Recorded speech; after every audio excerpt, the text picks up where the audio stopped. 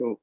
All right, good morning, everyone. Thank you guys for joining us. I know it's early, it's Saturday morning, but I just wanted to say thank you guys for making yourselves available. Like I said, it's early, but I'm glad you guys were able to make it. So my name is Hector Favela. I am the first year persistence specialist for CalSUP LA. So I help first year college students make their transition to college. So whether that's helping them with like college applications, financial aid, pretty much anything and everything college related. I'm like one of the two go-to people for just like anything first year college related. And then I'm going to be introducing Kimberly Gomez. Go ahead, Kim. Hello everyone, my name is Kim Gomez and I am the second first year persistence specialist here. Like Hector said, we're here to help you with all your first year college needs. We do have a lot of first generation students with us, so if you have any questions or feel lost whatsoever during the presentation, please feel free to chat us or ask questions at the end. Cool. So just so you guys know a little bit more about me, I forgot to mention. So like I said, my name is Hector. I recently graduated earlier this year from UCLA. I got my bachelor's degree in political science. I'm currently a graduate student at Loyola Marymount University, and I'm studying guidance and counseling. All right, do you want to tell them a little bit more about that too, Kim? I forgot to tell us about that. Yeah, definitely. I forgot about our academic journey. So I recently graduated from Cal State Northridge this past May, so I did have one of those, quarantine social distancing drive-by graduation. I am currently at USC getting my master's in educational counseling. Can you hear me okay? Can everyone hear me okay? Or am I breaking up a little? Yeah, Kim, I think your mic is a little bit like raspy. Okay, can you hear me okay? No. No, unfortunately, we can't hear you. Okay, I'll take the Bluetooth off. Okay.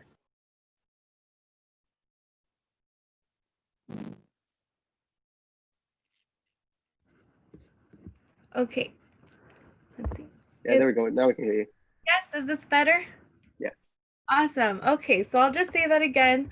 I studied psychology at Cal State University Northridge. I recently graduated with my bachelor's in psychology this past May, and I am currently at USC studying my master's in educational counseling. Cool. Perfect. So now that you guys know a little bit more about us, I'm just going to go over the agenda really quick, which is in the chat. So first, we're going to start off with the Cal State presentation. We're going to talk about a little bit more about the requirements, like things about like local Cal States, impaction. Then we're going to go over like a brief application overview. And then we're going to have a Q&A. Feel free to put like any questions you guys have in the chat. I know like for myself personally, I like to get the questions as I'm going through the presentation. So it's just easier so you guys don't forget or we have to go all the way back to the beginning. But yeah, like I said, feel free to flood the chat with questions. It's a small group today, so even better. That means that we get to work more closely with you guys. So make sure you guys take advantage of this opportunity. Then after that, we're gonna jump into UCs. We're gonna have the same thing, a Q&A, talk a little bit more about the requirements, go over the application, and then you guys can, like I said, flood the chat with as many questions as you guys have. Like I said, it's a small group, so make sure you guys take advantage of that. All right, so I'm gonna start sharing my screen and we're gonna go over the Cal State presentation first.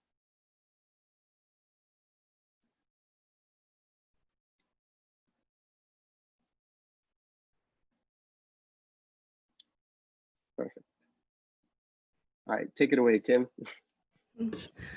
Okay, like Hector mentioned, we're going to start with the California State Universities, mostly known as the CSUs.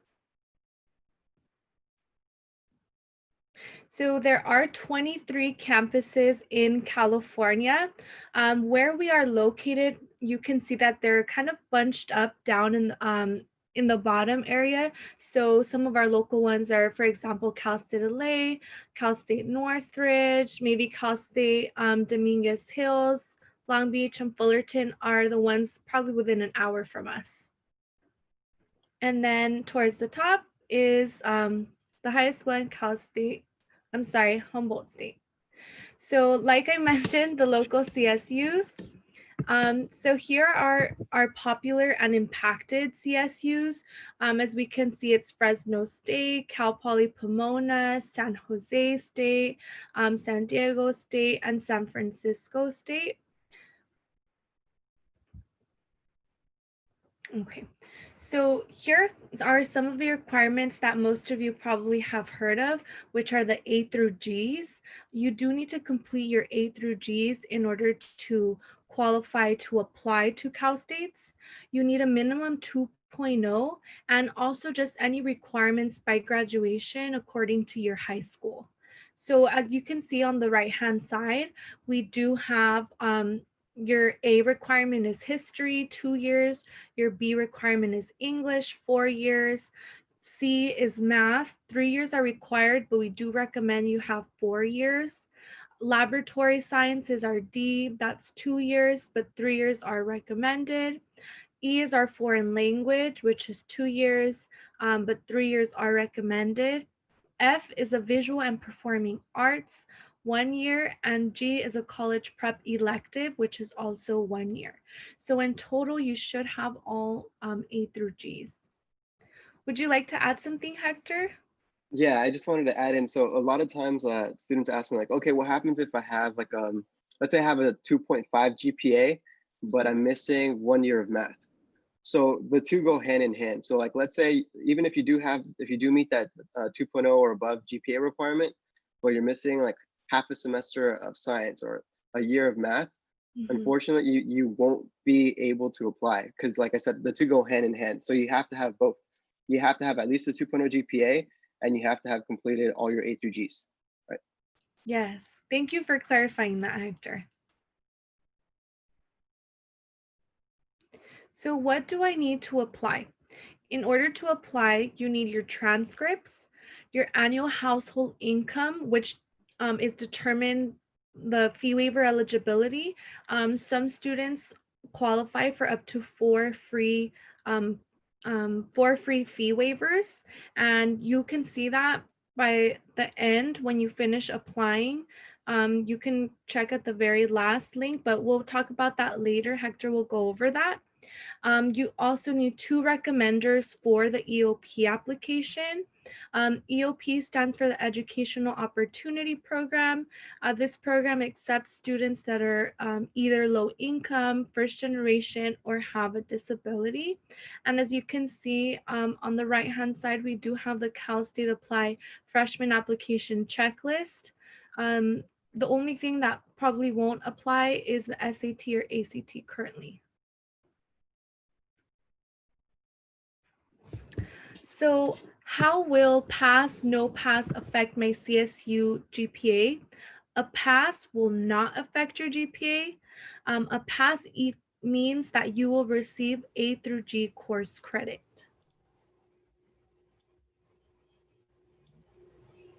So here are a couple of our safety CSUs.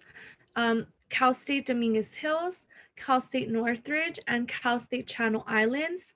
What a safety school means is that their acceptance rate is a bit higher than other Cal States.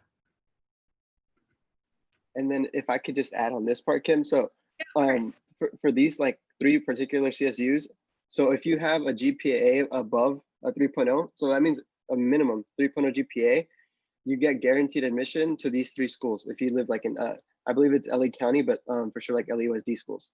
So Cal State Dominguez Hills, Cal State Northridge, and then Cal State Channel Islands, right? So if you have at least a 3.0 GPA, you get guaranteed admission to these schools. So that means you're going to get in 100%. That's just like one of the, I forgot what the word is, but it's kind of like a contract that, or an agreement that these schools have with certain high schools. Great. If I can also add, I know Cal State LA was not on there, but I do know that for some of the San Gabriel Valley high schools like El Monte High School, Mountain View, Arroyo, Cal State LA does have an agreement that if you have at least a 2.75 GPA, did all your A through Gs, passed your classes, you are guaranteed admission as well. So we can speak more about that if you have questions at the end. So here are some impacted CSUs. Impacted CSUs means that they have a large number of applicants. The number of applicants is greater than the number of spaces available. All or nearly all majors are impacted, and impacted CSUs are more selective with who they admit. So I have seen that they may say minimum 2.0 GPA, but because they are impacted, they do look at higher GPAs. Would you like to add anything, Hector? Yeah, so we're gonna get into this like a little bit later because I know a lot of students always have the question like, oh, like what Cal State should I apply to? You know, like this is my GPA. What do you think? What do you think I can get into? So this is one thing that you want to keep in mind. So like Kim said, like when we talk about impacted CSUs, that means that they receive more applications than they have spaces available, right? And when we say like nearly all of their majors are impacted, that means like, all right, let's say for example, 5,000 students applied to nursing at Cal State Fullerton, right? But the school only has like 2,000 seats. So they don't have enough space to take in every single student. So therefore, they're going to be a lot more selective with who they accept. So for example, like this is where your GPA really comes into play, unfortunately, but that's just how things are now, like nowadays. So obviously, the higher your GPA, the more competitive you're going to be to get into these schools like Cal State Fullerton, Long Beach, San Diego State. That doesn't mean that you shouldn't apply. However, just keep in mind, what we talked about in the previous slide, the safety schools, like as long as you have a 3.0 GPA or above, Cal State, Dominguez Hills, CSUN, and Channel Islands will give you guaranteed admission. And we'll talk a little bit more about this in the next slide. Yes. Okay, so there are a lot of numbers, percentages here. This is the 2019 CSU admission rates. As you can see on the far left, we have the CSU names ranging from Bakersfield all the way to Northridge. They're just shifted a little bit. I think the format just got shifted a bit, but the 62% starts with Cal State Bakersfield. So as you can see, they have a 62% acceptance rate. And probably on this chart, if you go down to Cal State Long Beach, you see that they have a 35% acceptance rate. So these are also things to keep in mind when applying to Cal States. As you can see, Cal State Dominguez Hills, a school that we mentioned was a safety school, they have an 80% acceptance rate. So these acceptance rates are something to definitely keep in mind. I'm going to move over to the other side, ranging from schools, Cal Poly Pomona, all the way to Stanislaus. And as you can see, Cal Poly Pomona's acceptance rate is 53%. However, SLO's acceptance rate is 74%. So there is a major difference. Another impacted school that we mentioned is San Diego State. As you can see, they have a 37% acceptance rate. So at the bottom, there is a little note where it says impacted and safety. Not sure if you can see it, but as you can see, San Jose State has that impacted asterisk that Hector added in for us. And the safety schools like Channel Islands and CSU Northridge have the little safety asterisk. Yep. And then if I could just add on this part. So Of course. one of the reasons why I put the admission rates on here is not like to scare you guys or like to discourage you guys from applying to certain schools. However, I just want you guys to keep in mind, like your odds, So we'll get into that a little bit on like legit on the next slide. We're going to talk about like, all right, what schools you should think about applying to, your safety schools, your reach schools, and then so on and so forth. Mm-hmm. So where should I apply? Like Hector mentioned, have at least one impacted CSU like dream school. For example, Cal State Long Beach, Cal State Fullerton, San Diego, San Jose, etc. We also recommend you have 1 to 2 mid-tier non-local CSUs like San Francisco State University, Sacramento State, Chico, and have at least 1 to 2 safety schools. We did mention a couple of safety schools earlier, like Cal State Northridge, Cal State LA. Just depends where you live. Students with a GPA above 3.0 get guaranteed admission to Cal State Northridge, Cal State Dominguez Hills, and Cal State Channel Islands. So I think this slide is very important because I have seen many students feel very pressured on the spot, like, well, I don't know where to apply. Cal State Long Beach is by the beach, so I'm gonna go there. I definitely think that this presentation will help you narrow down what schools you should apply to. So if you are thinking about applying to 4, like we said, 1 impacted, 1 to 2 mid-tier, and 1 to 2 safety.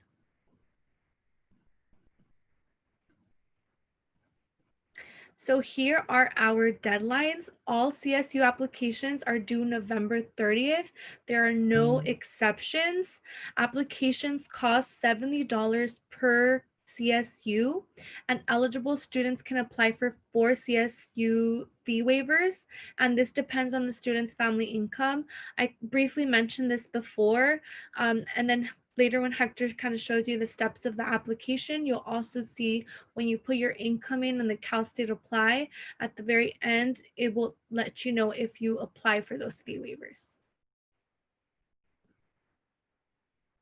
So what does the application look like? Here's the link, and I'm gonna actually hand it over to Hector so he can begin the second part of this presentation.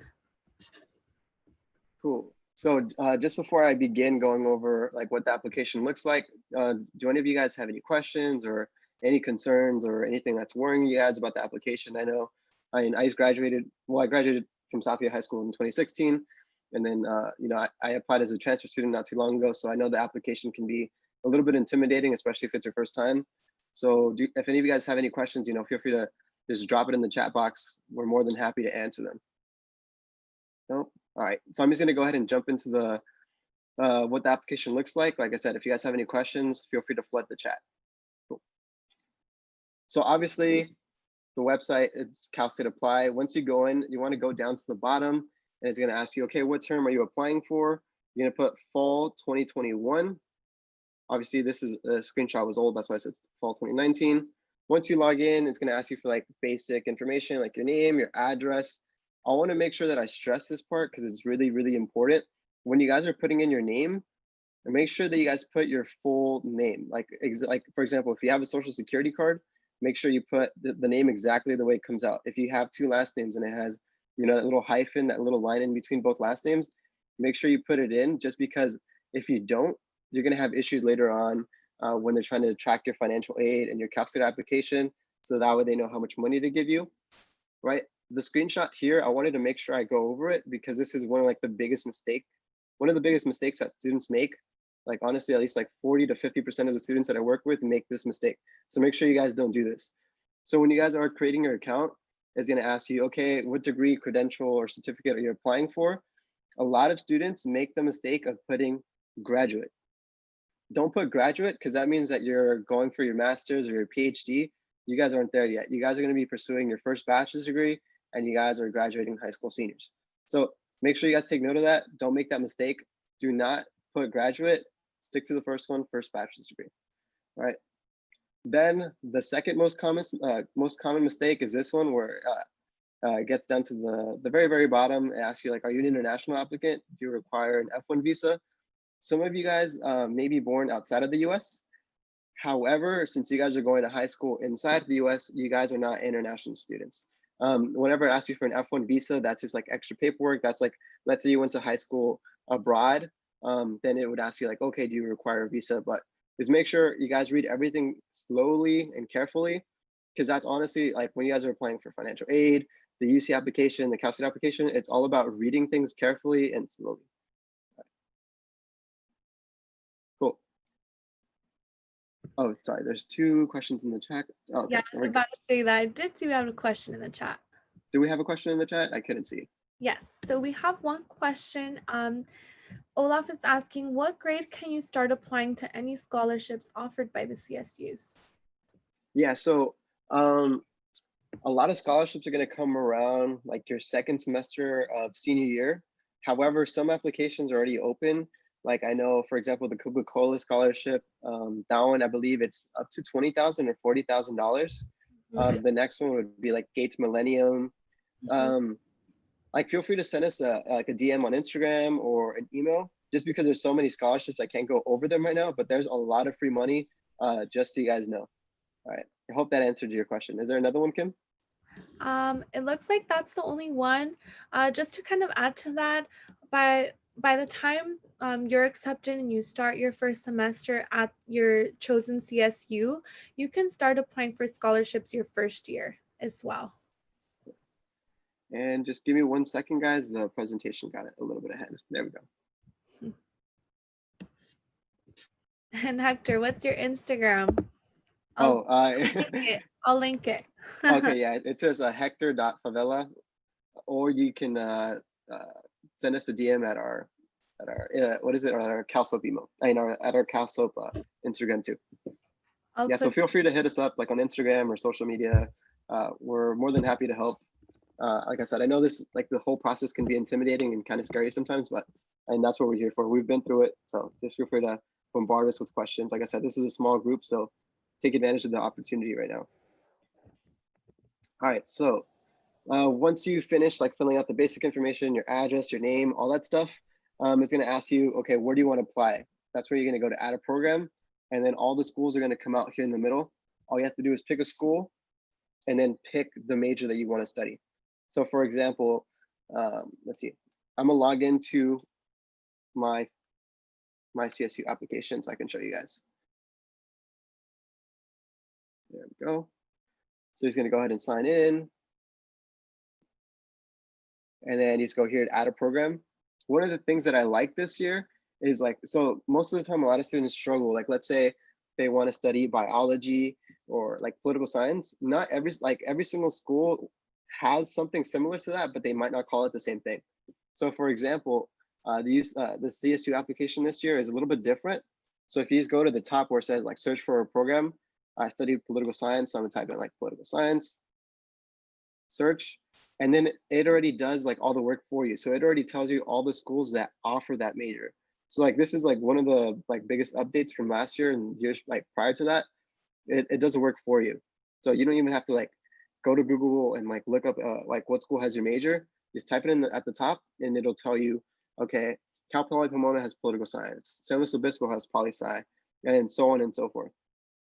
The next question that I always get a lot is when it says like pre-law or like pre-political science, or it says like pre-major.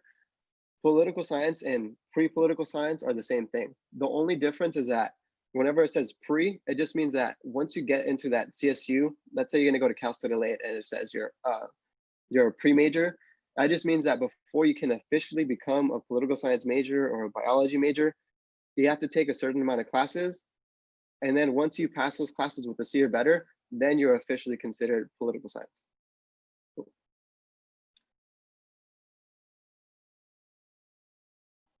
There we go. All right. So as you're doing the CSU application, there's going to be 4 main boxes: personal information. That's going to ask you, like I said, your address, your parents' income, things like that. What do your parents work in? Do you have any siblings? So on and so forth. Academic history is really, really important, and we're going to get into that in the next section. But that's going to ask you, okay, what high schools did you go to? Put in all your A through G courses. Did you attend any ELAC classes? And then so on and so forth. Supporting information. That's like, for example, the EOP application. And we're going to get into that a little bit later. And then programs and materials. Some schools might not require that section. A lot of times it's just you put in like your name and you sign it, make sure you read whatever's there, and then you're good. I see that do we have any messages in the chat, Kim?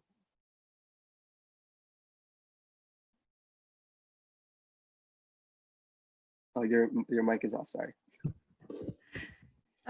No, just for me. Okay, just making sure. I saw the number going up, so I was like, oh, I was freaking out.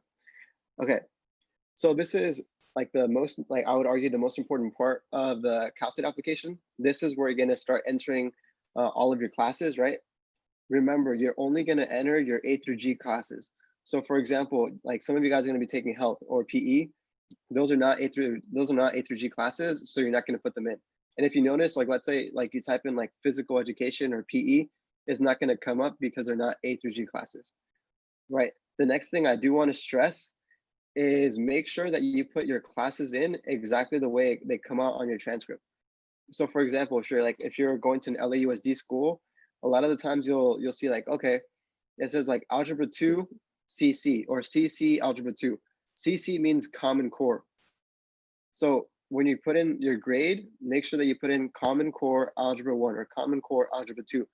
Do not put ingenuity or apex or any of those other things, because I mean, that's like completely different. So make sure you put your classes in exactly the way they come out, right? So the system is going to do everything for you other than putting in your classes. So once you put in your classes, on the next slide, unfortunately I don't have it up here, but it'll tell you like how many years you have of English, how many years you have of math, and so on and so forth. And then it'll tell you if you meet your the A through G requirement, and it'll also tell you your GPA. Because like I said, your GPA might come out, might say like a 3.6 on your transcript, but once you put it in on the CSU application, it might go up or it might go down a little bit. But the one on the CSU application is the most accurate. Cool. So like I said earlier, and how Kim stressed earlier, like we highly recommend that you guys apply for EOP, the Educational Opportunity Program. So like one of the benefits of joining EOP is like, for example, they hook you up with like a lot of free school supplies. So I remember when I was at community college, they would give you guys like, I don't know if you guys are familiar with like Scantrons or notebooks, or like they would also offer tutoring, counseling. I highly recommend you guys apply. And like we said earlier, you guys do have to answer these questions. I believe, let me see how many are there. There's 5 in total. And then apart from that, you guys need 2 letters of recommendation. So it can be from a teacher, a coach, a counselor, a principal, administrator, but it has to be at least 2. And we recommend that you give those recommenders at least 2 weeks notice, or at least 2 weeks in advance, to do those letters of recommendation for you. It doesn't take a long time, but a lot of them do get like bombarded with a lot of like recommendations. So make sure you give them enough time to do them. Right? I think I'd like to add to that just a little bit. Go for it. I have seen that students don't get accepted to EOP because the recommenders forgot, to send the recommendation letters. So please make sure that you follow up with your recommenders. Ask them, let them know, okay, I need it by 2 weeks or by this date, but then check in with them a week before the deadline you told them, just to give them that reminder, because they do have a lot of other things in mind, especially if they're teachers, professionals. Yep, I agree 100%. Make sure that's like one of the do's. So give your recommenders at least 2 weeks notice minimum. That goes for like any recommendation in general, whether it's a scholarship or like any, like if you're going to be applying to private schools, always give them a minimum of 2 weeks. Obviously you want to give them more than that so they have more time to work on it, but at the minimum, just to be courteous and out of respect, always give them at least 2 weeks, right? So the do's, make sure that you put full-time college student and not graduate student. So remember, that's like one of the first things you're going to put in the Cal State application. If you put graduate student, that means you already have a bachelor's degree and you're going for a master's degree or a PhD, EDD, etc. So put first-time college student. Another do, make sure you enter your A through G classes exactly the way that they appear on your transcripts. Like, for example, a lot of students are like, oh, I got like a 79%. I'm gonna put C+. Don't do that. Like that will boost your GPA, but it also hurts your application because it's like you're lying. You didn't, like on your transcript, it just says C. It doesn't say C+. So if you get an A, if you get a 79% in that class, you can't put C+, if C+ does not appear on your transcript. If you get a C on your transcript, put a C on your transcript. The don'ts, like I said, make sure you put the classes exactly the way they come out. So when it says CC Algebra 2, that means Common Core. Don't put Apex, don't put Ingenuity, don't put PE or Health, because those are A through G classes. And like the number one tip that I have for you guys is do not submit the application before someone reviews it. That's like one of the biggest mistakes that students make. And yeah. Cool. So once you finish applying, you're not done. This is like, I would say this is just as important as the application itself. It's make sure that you create your portal. So a couple days, or if not like a couple weeks after you apply, every single school that you apply to is going to send you an email, and that email is going to have a link to create your portal. In that portal, it has like all the important information, and I'll like show you guys what it looks like on the next slide. So for example, this is one for Cal State Northridge. It's going to tell you everything, like your incomplete task. That means that there's things that you have to turn in. It also tell you whether you got internet. So like, for example, Cal State Northridge does it kind of small. It says like you have been provisionally admitted. That means that you got in, and it tells you everything else you have to do, right? For a school like Cal State Long Beach, for example, your portal will look a little bit different. And then this is how you know you got in. It'll have a green check. Perfect. Cool, so that was it for the CSU application. Does anybody have any questions? We do have some in the chat, Hector. You'd like to check it out, or I can read it out to you. Could you read it out to me? For some reason, since I'm sharing my screen, it's acting up. No problem. Actually, it was just one question. So we had a question asking, so I know you mentioned like after your GPA might go up or down. Why does that happen? It can happen for a lot of reasons. I can't be too specific just because it is like a case-by-case situation, but how would I explain? I would really have to look at your transcripts, and then based off of that, I'd be able to tell you. Because sometimes I notice that it is a glitch. Sometimes I've had to happen with students. Other times, like for example, classes will overlap with the A through G requirements. Like it might go as on your transcript, they might consider it to be like a college prep class, but in reality, it's like it's a US history class or something like that. It's a case-by-case basis. I can't really give you like a specific answer why that GPA goes up or down. I would have to look at your transcript, and then I would have to figure it out. Unfortunately, sometimes it's just a glitch that we have to fix manually. Other times there's like a correction that just goes in. So unfortunately, like I said, I can't answer that question like 100%. It's just a case-by-case basis. It gets really tricky if I go into it. Yeah. And then I think the second question about getting access to the CSU presentation can be answered by Sandra. Perfect.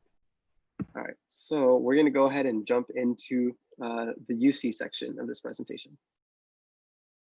So like I said, we're going pretty fast through this. If you guys need me to slow down, or if you guys have any questions, like I said, flood the chat. I'm more than happy to answer them. And then Kim will just let me know whenever there's any questions. Cool. So like I said, next we're going to get into UCs. I'm repping my UCLA sweater, UCLA alum. So let's get into it. All right, so in total, there is 9 UCs throughout the state of California. Like the furthest is UC Davis. The first down south is UC San Diego, right? Some of the more local, some of the closest ones, obviously we have UCLA, UC Irvine, UC Riverside.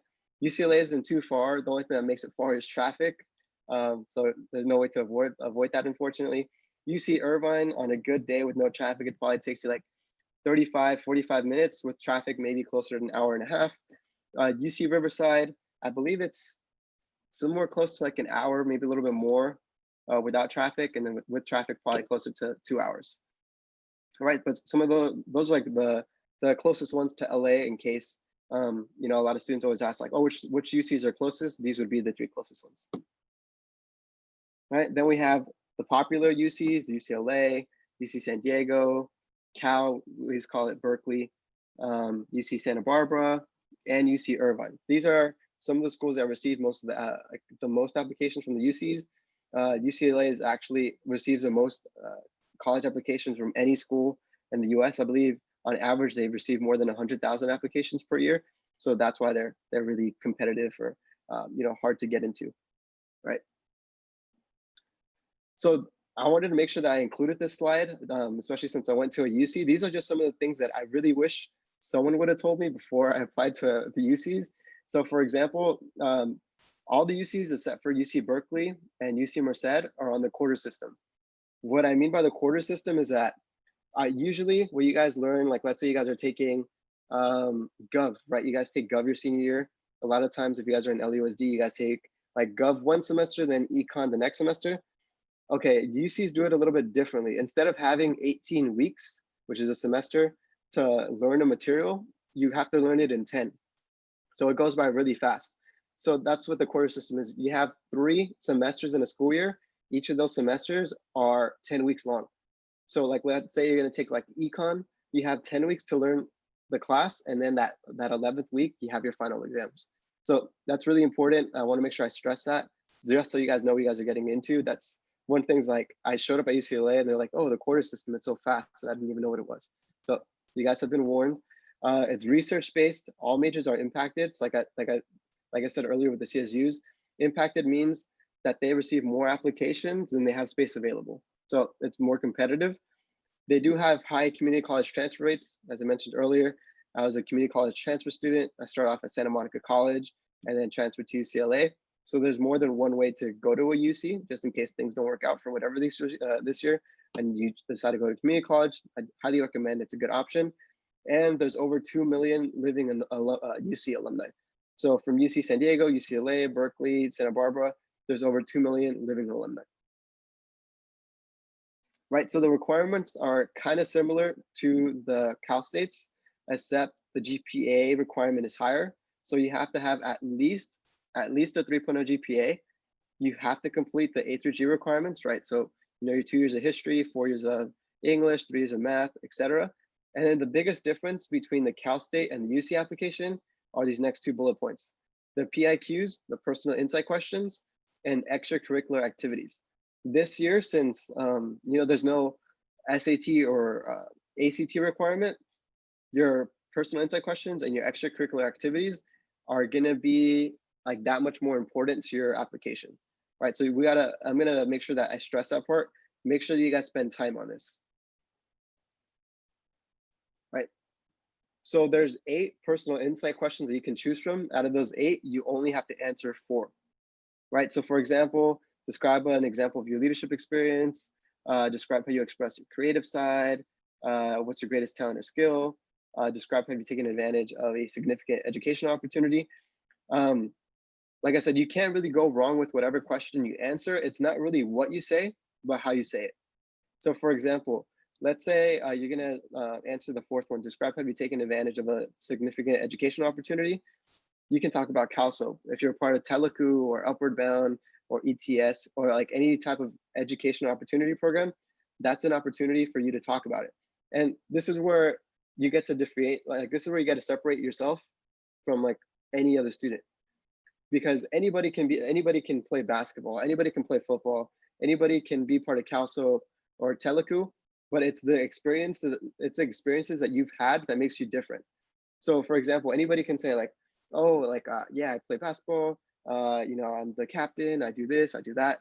But it's really like what you do as captain. So like, do you mentor other people? Do you like lead by example? How has it shaped your life or motivated you in a certain way? So for example, for me, like, I believe I talked about, what did I talk about? I believe I talked about being part of leadership when I was a student government in high school, and how that motivated me to, want to become like an elected official. Like I learned like the basics when I was in student government. It is because of that drive, like all the success that I have had being part of student government, like that made me want to like study politics even more. It like I said, it's not what you say, it's how you say it. All right, again, I wanted to make sure I include the admission rates. It's not to scare you, but just to give you guys an idea of what you guys are getting into.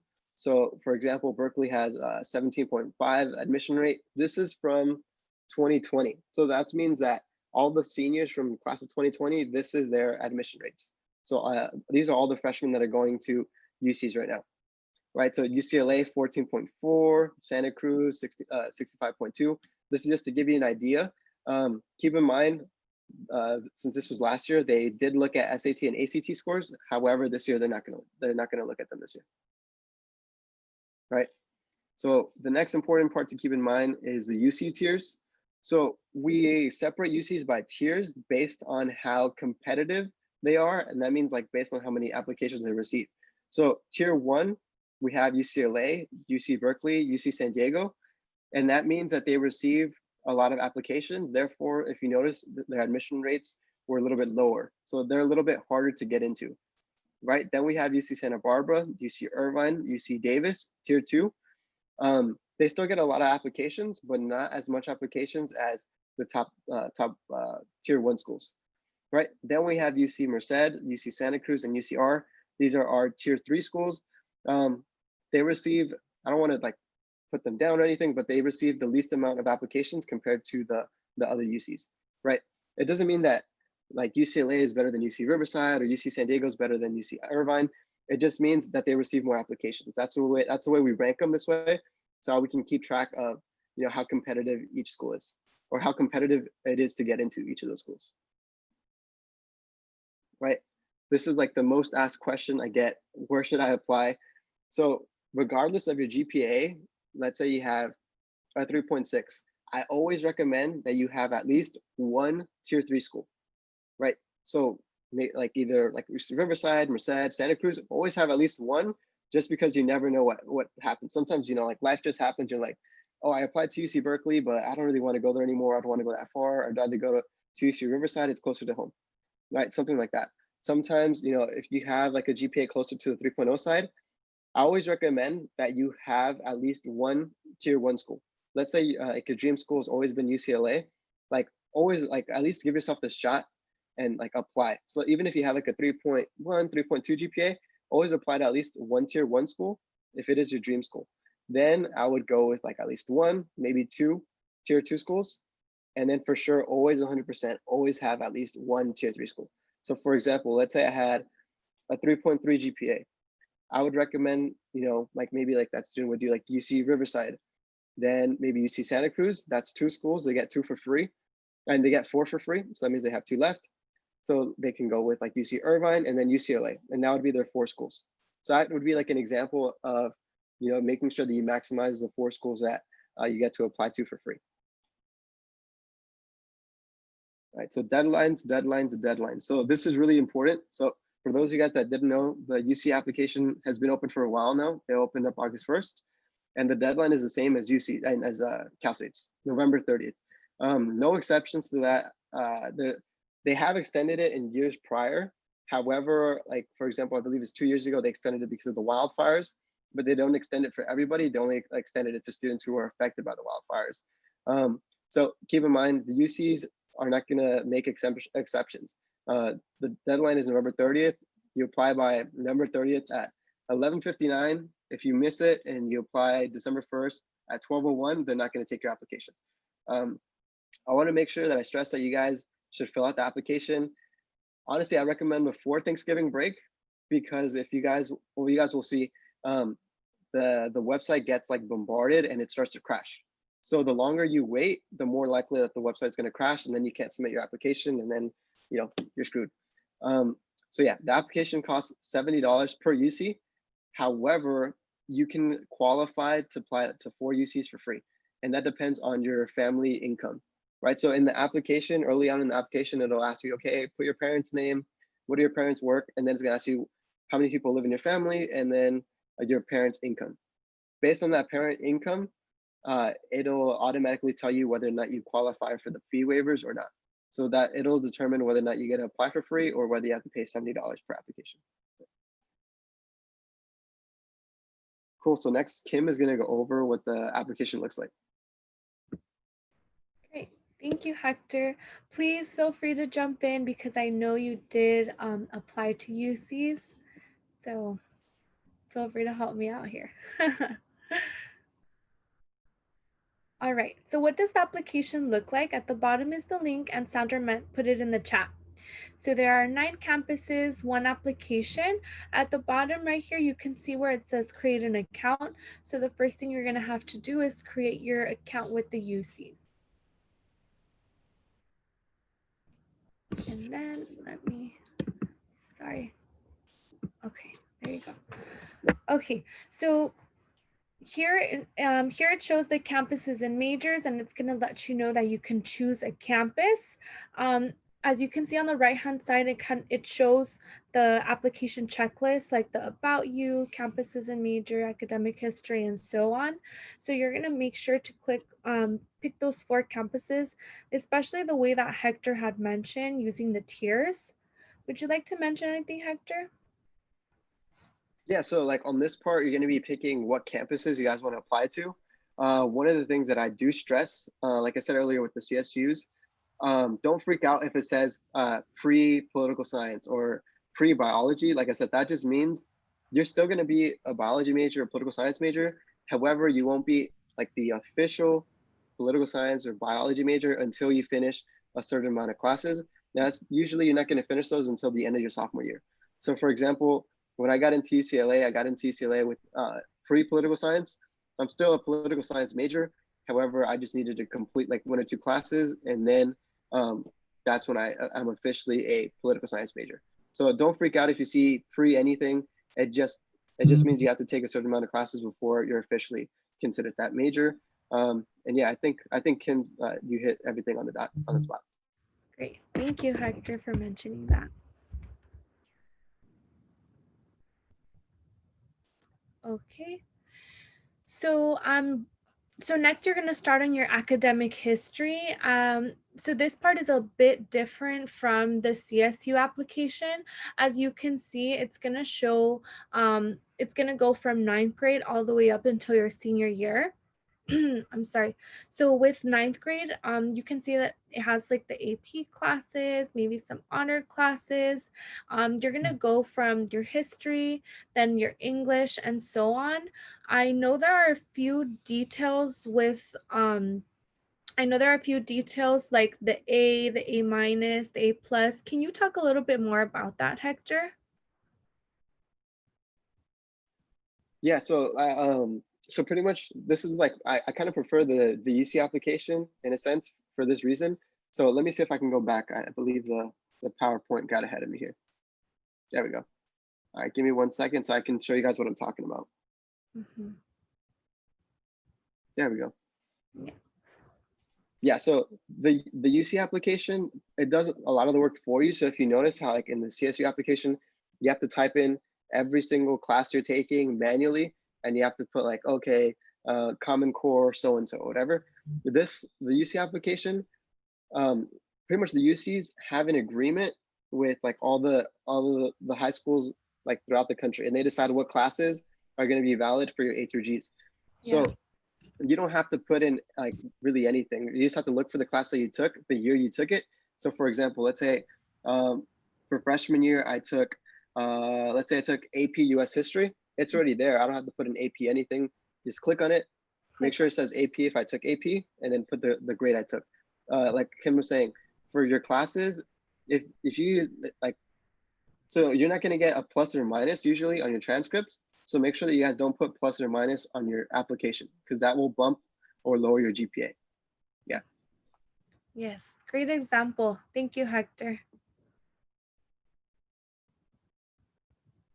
So with the next slide, I'm going to talk a little bit about the activities and the awards. So this ties in with like those extracurriculars. So as you can see right here, what are the eligibility requirements for this award or honor? And it shows you an example. For example, how are award recipients chosen? How many people are selected to receive the award? Is there an application or nomination for the award? So for example, in high school, if you get awarded like athlete of the year, or you get awarded like MVP, or also I know a lot with the academic decathlon, a lot of individuals get medals, they get awarded, they won the academic decathlon. You're gonna mention what it said briefly there. How is the award recipients chosen? And this also kind of helps you show off. Like for example, with athlete of the year, you can say they choose between high performing athletes, or with academic decathlon, you can explain students are chosen by winning so-and-so levels of the academic decathlon. As you can see on the bottom, it says, what did you do to achieve this award or honor? So now you're going to explain a little bit more. So were there multiple competitions that you participated in? How much time did you decide to dedicate to winning this award? You can say, I was a triathlete, I worked hard, I made sure to express teamwork, I helped others train. So also, like Hector mentioned in the previous presentation, make sure to highlight how it affected you, not just, oh, I played basketball, but how did you help others? Did you help others train? Did you practice a little bit more? Did this motivate you in some way? Moving forward, yeah, to the personal insight question. I know we Oh, have. sorry, Kim. I was gonna Go jump ahead. in You just really want to quick. jump in? Go ahead. Yeah. No, I was gonna say, so I know a lot of students feel like they see like, oh, it says 500 characters remaining. Don't feel like you have to use every single character. Like sometimes less is more. So I guess like in a sense, um, like for me, when I'm always writing this section, whenever I get an award, like legit on the award, you'll say your name, and then it'll say awarded for blah blah blah blah blah blah blah. So sometimes that's something like that like let that be your guide. Like that could be your starting point, and then add like maybe one or two sentences after that. Yeah. But sometimes you can also think of this like, I know it's kind of funny, but think of this like an Instagram bio. Like sometimes less is more. You know, you're not going to put like a whole bunch of stuff on there. Just put what people need to know. So for example, if you're going to talk about, let's say you were part of basketball and you're going to talk about basketball in your personal insight questions, then don't feel like you have to use like all the characters to explain basketball. Like remember, you're going to continue on the conversation in the PIQ section. So like I said, don't feel pressured to use every single character. Sometimes less is more. Mm-hmm. Great tip. So moving forward to the personal insight question, I believe there are a few that you have to answer, right, Hector? Yeah, Yes. there's 8 total, and you only have to pick 4. 4. Okay, great. Yes. So you only have to pick 4. And on this page, we are showing you an example of one personal insight question. I'll read it off. Describe an example of your leadership experience in which you have positively influenced others, helped resolve disputes, or contribute to group efforts over time. So I really like what Hector said, how he was explaining basketball and how he was explaining kind of just that analogy of what was that extra step you took. Um, so the personal insight question is reviewed, it is read. I do recommend you have a teacher, a tutor. You can even have one of us just go over that personal insight question and, you know, write multiple drafts. Don't just type it into the box either. I definitely recommend maybe putting it on a Microsoft Word or a Google Doc. That way you can review it and edit, review and edit. And when you finally feel comfortable, you have that last person review it and you're like, okay, this is it. Copy and paste it over. Just don't type it right in because glitches happen, Wi-Fi goes out, whatever the case, your hard work might not be saved if you just type that in. Yeah, 100% agree with Kim. This happens like, I'm not even kidding, like at least 2 or 3 times every single like, application season. Do not type your essay onto the application, because after, I believe it's like after 45 minutes or an hour, it'll automatically log you out. I've had students who like literally finished it and then like I'm reading it and then we can't do anything about it. They have to start from scratch. So do not for any reason like type it on here. Make sure you like do it on a Google Doc or like a Word, whatever it is. Just don't type it on the application. Just copy and paste it into the application. It's just a lot easier.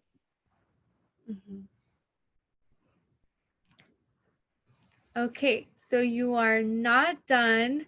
Once again, similar to the CSUs, you must create your portal and check your emails at all times. I have seen students not attend college, the college that they wanted to, because they didn't realize that they've been accepted because they didn't check their email. Another just tip is, I know most of you might already have an email. Don't put in your student email because most of the times those are deactivated after you graduate. And also, I know I have like a spam email where, you know, I have like the NBA store, I have like Express. Don't have those emails connected either. Make sure to create a separate Gmail just dedicated to your financial aid application and your college apps. And moving forward, I did see that Hector is showing us a slide regarding my admission, and it shows the portal for UC Irvine. As you can see, your UC Irvine boldly presents it, you have been admitted. And as you can see at the bottom, it shows like a deadline. You have to apply for housing, you have to submit your statement of residence. So make sure to check your portals. Those are very important as well, because you might not get emailed all the deadlines that this student has on that little box in the left-hand side. Hector, would you like to add anything? Yeah, so I can't stress this enough. Like, make sure that you guys are checking your emails after you apply. Like, especially for Cal States, I know they like to ask for transcripts the second semester. I believe like around January, for some reason, like a lot of schools have the deadline of January 30th or January 29th. I don't know what it is about the Cal States, but they just love that date, and they love asking for either your EOP recommendations or your transcripts, a copy of your like how well you did or how bad you did your first semester of senior year. So make sure you guys like keep an eye on your portals. Make sure you guys create them, because like I said, this is like where everything goes down. Like, this is where you figure out whether or not you got in. It's going to tell you how much like financial aid you're going to be getting, and then this is where you're also going to submit. You see, like right here on my screen, it says like submit your SIR. SIR means your student intent to register. So that means like you're committing to that school. So regardless, I mean, you have until May 1st of 2021 to make your decision of where you're going to go. So usually like by around March, sometime in March, the UCs release their admissions. They'll tell you whether or not you got in sometime in March. For CSUs, it's usually like some schools will start as early as December. Other schools will go into January, February. But for sure, like by mid-April, early April, you'll have heard back from every single school that you applied to, and they'll tell you whether or not you got in. Then you have until May 1st, 2021 to make your decision of where you're going to go. Right? So your portal is like super, super, super important.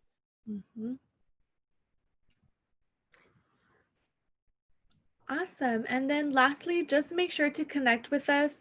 Hector and I did put our Instagrams on the chat, but this is our CalSoap LA Instagram is at CalSoap LA, and our website, calsoapla.org. Our website also includes our Calendly links, so you can book one-on-one appointments with Hector and myself. So I think we're going to transition to just a Q&A. If anyone has any questions, feel free to put it in the chat, or you can unmute yourself.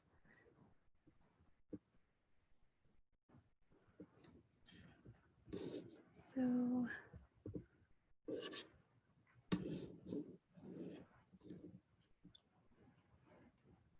Yep. So like I said, guys, like make sure you guys take advantage of this opportunity. We're a really small group. So if you guys have like any specific questions or just any questions about the CSU app or the UC app in general, like I said, Kim went to Cal State Northridge. She's familiar with the application. I went to UCLA. I'm familiar with that application too. Yes.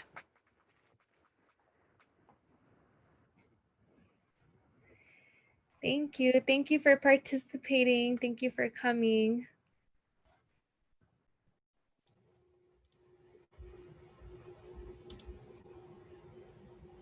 Hi, everyone. Thanks again. Hopefully you're typing in some questions or you want some more advice, but I threw in our links for our website and our upcoming webinars and Cash for College workshops in the chat box. Cash for College is where we help you specifically with financial aid applications. So either the FAFSA, which is the free application for federal student aid, or the CADA, the California Dream Act for undocumented students. And also our webinars, actually in November, we're going to be focusing on college apps. So every Saturday, we're going to have a different workshop on around college and college applications. So November 7th, we have Match and Fit, where we talk about really how do you select the college that you're interested in, right? Like, what are the things you should be thinking about and the things you should be considering. We're also going to have another workshop on Common App for private and out-of-state colleges. And then we're going to do this one more time at the end of November, just before the Thanksgiving break, to hopefully make sure everyone's getting in their applications on time. So please share also with your friends and classmates. Again, so all the links are up there. You can the easiest is just go straight to our website, and like the windows will pop up and everything's kind of in one place for you there. But I definitely want to encourage those of you who are on, you kind of have a nice opportunity here for some one-on-one support. So I've unmuted everybody that I can. Some of you may not be able to speak verbally, but you should be able to type in at least if you have questions in the chat box. Yeah. So thanks again.